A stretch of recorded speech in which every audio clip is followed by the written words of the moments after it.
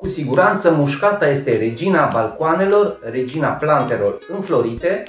Este o plantă atât de comună, o cunoaștem toți, este ușor de cultivat și totuși de multe ori avem probleme în a le menține înflorite pe toată perioada verii. De multe ori trecem pe lângă balcoane, pe lângă terase, frumos îmbodobite cu aceste flori și avem un pic de invidie cum de ei pot să le cultive în modul cel mai corect și să aibă flori cât mai multe și noi nu reușim. Am să vă arăt acum care sunt 4 pași simpli pentru a le avea frumoase tot timpul anului. Solul, expoziția, udările și fertilizările. 4 pași. Fără un sol de calitate, plantele noastre demușcate nu se mai dezvoltă armonios, nu vor mai avea aceste frunze colorate într-un verde închis, să devină în scurt timp galbene și fără vigoare. Cum știm care este solul potrivit pentru mușcatele noastre atunci când mergem să-l achiziționăm? În primul rând trebuie să ținem cont că are nevoie de un sol lejer, nu foarte greu, nu foarte gras, un substrat de calitate trebuie să se prezinte în acest fel. Trebuie să fie de culoare maro, trebuie să fie pufos, să nu se compacteze, să nu aibă miros, să nu fie de culoare neagră. Substraturile de culoare neagră ne dau impresia că este un substrat bun. Se vede diferența între un sol de proastă calitate, negru, miroase, atrage musculițe. Un substrat de cea mai bună calitate trebuie să aibă această culoare, să nu se compacteze ca și acesta. Toate substraturile cumpărate de la supermarket cu puțin bani valorează puțin și pot să ne îmbolnăvească plantele noastre. La ce trebuie să fim atenți atunci când cumpărăm o plantă de mușcată? Trebuie să ținem cont, în primul rând, mergem să cumpărăm o plantă de mușcată și nici de cum o floare. Este adevărat, trebuie să vedem florile ca să știm ce fel de mușcată este și ce culoare este pentru a ne alege culoarea plăcută, dar nu alegem în baza florilor, ci în baza sănătății plantei, cât este de compactă, în funcție de câți boboci are. Este bine să urmărim și substratul de cultivare în care au fost cultivate aceste mușcate. Mușcatele sunt originale din Africa de Sud. Deci prin asta înțelegem care este expoziția acestei plante. Iubește foarte mult lumina, iubește foarte mult soarele, deci putem să o expunem la soare sau, dacă nu avem posibilitatea, măcar cu foarte, foarte multă lumină pentru a se dezvolta armonios, pentru a nu se dezvolta haotic. Am achiziționat substratul, am achiziționat mușcatele, nu mai rămâne decât să le punem într-o frumoasă jardinieră și să vedem cum se udă și cum se fertilizează. Într-o jardinieră de 50-60 de centimetri stau foarte bine și foarte lejer 3 plante de această dimensiune, de această mărime, la un pahar de 14 cm, un pahar fiind acest ghiveci de cultivare. Punerea din ghiveci în jardinieră pare foarte banal, dar am să vă arăt o tehnică pe care am învățat-o de la taică-miu.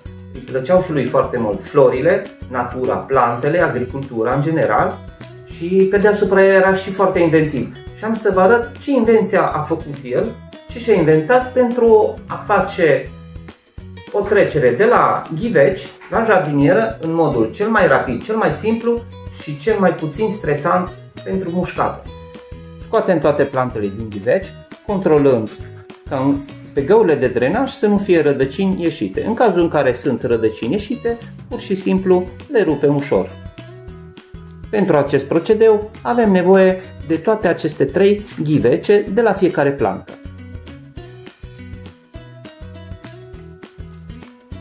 Pun suficient pământ pe fundul jardinierei, iar cu ghivecele de care am spus că aveam nevoie, luăm câteva măsuri. Le poziționăm în mod egal, toate 3, împărțim în mod egal distanțele între jardiniere, lăsăm acel 1 cm, 1 cm jumate de la bordul ghiveciului la bordul jardinierei, umplem totul cu pământ Practic, aceste ghivece îmi ține locul ca și cum ar fi rădăcinile de la mușcate. Pot în acest fel să completez jardiniera cu pământ, să fiu sigur că de jur împrejurul unde vor sta rădăcinile va fi pământ suficient. În acest fel nu deranjez mușcatele și mă asigur că am făcut în modul cel mai corect umplerea acestei jardiniere. După terminarea acestui procedeu, pur și simplu, cu niște mișcări circulare, scoatem ghivecele afară și obținem aceste forme, exact modelul rădăcinilor, exact amprenta rădăcinilor care vor sta în acest loc. Iau fiecare plantă rând pe rând, o inspecționez. Dacă rădăcinile nu sunt foarte mult dezvoltate, nu trebuie să le dezlocăm din forma lor, pentru că sunt încă la început. Putem să le punem exact așa cum sunt, direct în jardiniere. Dacă uitați, vine perfect. Nu am făcut un lucru invaziv pentru mușcată, nu a trebuit să dau din stânga în dreapta să pun pământ de jur împrejurul rădăcinilor. Vin și cu cea de-a doua. Dacă sunt ceva frunze uscate, le curăț acum. O așez ușor. Și cea de-a treia, direct în locul ei. Apăsăm ușor aparatul radicular și totul este făcut, totul este gata. A fost mai puțin invaziv pentru plantă, este intactă, nici măcar o frunză nu am șifonat-o cu acest procedeu. Tehnica de udare a mușcatelor nu este complicată, de fapt nu există o tehnică.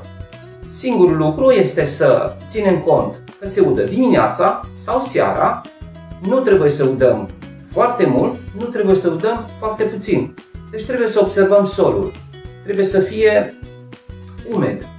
În momentul când este umed, putem să-l udăm. Nu lăsăm niciodată să se usuce de tot substratul. Nu lăsăm niciodată apă să fie în tăbița de sub ghiveci. E adevărat, pe timpul verii e posibil să udăm chiar și de 2 ori pe zi, dacă este foarte cald și sunt expuse la soare. Adică să le udăm și dimineața și seara, dar nu în mod exagerat. Cel mai bun fertilizant pentru mușcate este un fertilizant hidrosolubil, un fertilizant care este imediat absorbit de către plantă și imediat folosit pentru a dezvolta noi boboci, pentru a dezvolta noi florescență.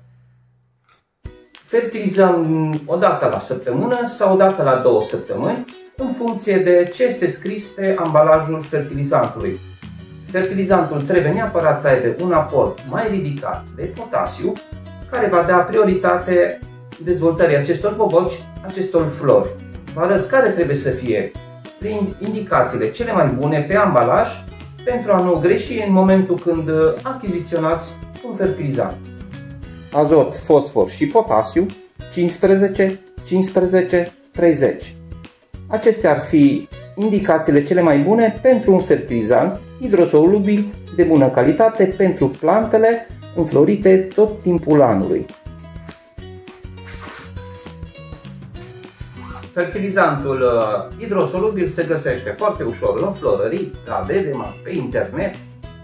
Ce este cel mai important? Că funcționează foarte bine. Eu vă sfătuiesc să nu vă luați după tot felul de invenții cu zați de cafea, cu aspirină, cu drojdie.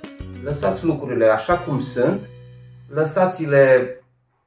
lăsați specialiștii să-și facă treaba lor, să producă ce este mai bun pentru plante. Nu are rost să facem experimente cu fel și fel de invenții, coși de ouă.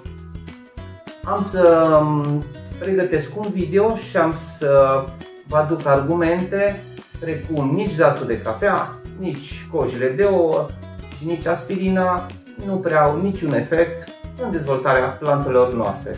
Nu are rost să ne amăgim. Costă foarte puțin acest fertilizant, este la îndemâna tuturor. Nu rămâne decât să-l folosim și să nu ne complicăm viața. Până la următorul video, eu vă spun La revedere!